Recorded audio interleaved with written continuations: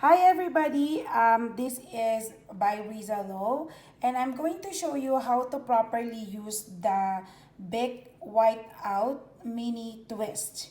Okay, so personally, I actually like the Mini Twist compared to the Easy Connect. It's just easier to use, and also it has that big protective cap that protect the whole, like the whole thing.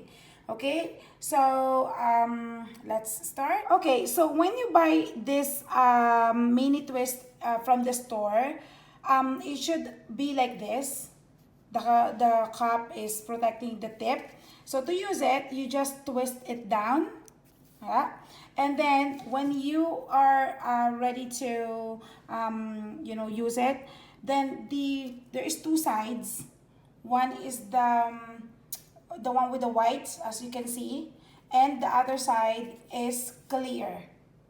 Okay, so when you're using it, press down to the writing, whatever you want to erase, the one with the white. And then you just press it firmly, like It's very firmly. smooth. Yeah. There you go. That's it. That's it.